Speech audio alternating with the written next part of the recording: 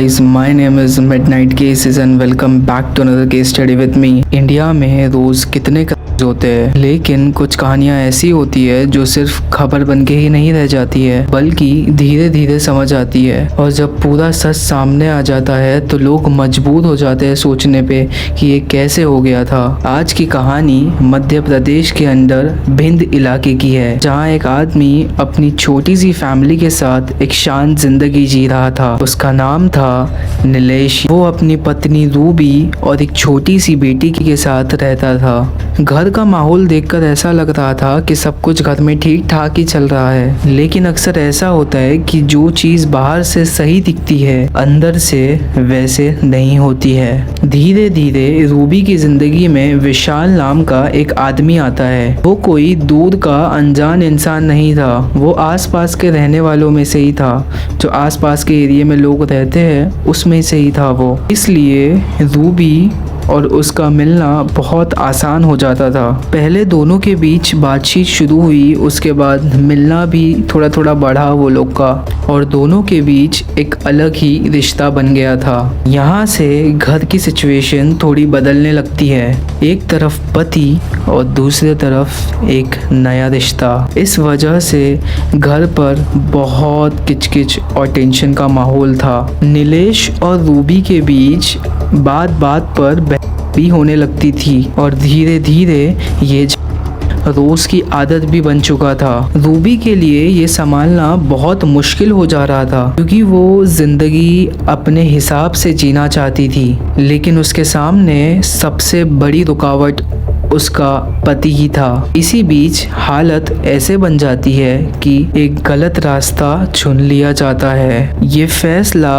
अचानक नहीं लिया गया था, बल्कि धीरे धीरे सब कुछ सोच कर तय किया गया कि आगे क्या क्या स्टेप्स लेना है। फिर आता है वो दिन जो इस कहानी का मोड़ बन जाता है। एक दिन रूबी ने कहा कि उसे अपने बेटी को डॉक्टर के पास ले जाना है। दिन बिल्कुल आम तरह से गुजरता, किसी को कुछ अजीब भी नहीं लग रहा था वो दिन कि नीलेश के साथ कुछ ऐसा होगा। शाम के वक्त रूबी अपने पति नीलेश के साथ बाइक पर निकलती है। रास्ता वही पुराना था जहाँ से वो लोग डॉक्टर के पास जाते थे, और सब कुछ नॉर्मल ही लग रहा था नीलेश को। रास्ते में रूबी ने अचानक नीलेश को कहा कि उसका पर्स गिर गया है और बाइक रोकने को कहा उसे। जैसे ही नीलेश ने बाइक रोकी, उसी पल सब कुछ बदल गया। अचानक वहाँ विशाल अपने एक साथी के साथ पहुँचता है और बिना किसी बात के नीलेश पर दिया जाता है। नीलेश को ये बात समझने का मौका ही नहीं मिलता, और कुछ ही पल नीलेश ज़मीन पर गिर चुका होता है। ये जो पूरा सीन रूबी ने प्लान किया गया था, ये इतनी तेज़ी से हुआ था। करने के बाद वहाँ से दोनों लोग भाग जाते हैं और रूबी कॉन्फिडेंस के साथ वहाँ ही खड़ी रहती है। इसके बाद वो सच बताने के बजाय एक कहानी बनाने लगती है और पुलिस को बताती है कि कुछ लोग आए थे और हम करके भाग गए थे। शुरू में पुलिस को ये आम लूटने का केस लगता है, लेकिन धीरे धीरे कुछ बातें सामने आती है जो इस केस से मिल नहीं रही होती है। रूबी अपने बात को बार बार बदलने की कोशिश करती है और इस वजह से पुलिस को शक भी होने लगता है। इसके बाद जब कॉल्स डिटेल्स चेक की जाती है तो पूरा मामला पलट जाता है। पता चलता है कि रूबी और विशाल के बीच लगातार बातचीत हो रही थी। कॉल्स और मैसेज के बीच कनेक्शन दिखते हैं और कुछ सबूत मिलने की कोशिश भी की गई थी। अब पुलिस को समझ आ जाता है कि सच कुछ और ही है। जब रूबी से अच्छे से पूछताछ की जाती है तो वो ज़्यादा देर तक सच को छुपा नहीं पाती है और आखिरकार मान लेती है कि उसने अपने लवर के साथ मिलकर अपने पति का पाया था।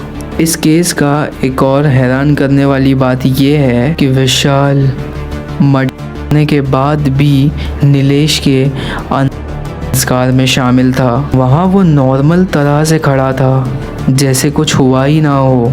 आखिरकार पुलिस रूबी, विशाल और तीसरे इंसान को गिरफ्तार लेती है और पूरी साजिश सामने आ जाती है। इस कहानी में सबसे बड़ी बात ये है कि ये सिर्फ एक नहीं है, बल्कि ये है कि ये सब कुछ सीन घर के अंदर ही शुरू हुआ। एक ऐसा रिश्ता जहाँ भरोसा होना चाहिए था, वही सबसे बड़ा वजह बन गया। आखिरकार इतना ही समझ आता है कि खतरा बाहर के लोगों से नहीं आता, बल्कि अपने आसपास के लोगों से ही आता है, और जो हमारे दिल के सबसे करीब होते हैं। इसलिए हमेशा सतर्क रहना ये सबसे ज़्यादा ज़रूरी है, क्योंकि किसी को कभी भी कुछ भी हो सकता है। My name is midnight cases और मैं मिलूँगा आपको नेक्स्ट केस स्टडी में। तब तक के लिए साइनिंग ऑफ।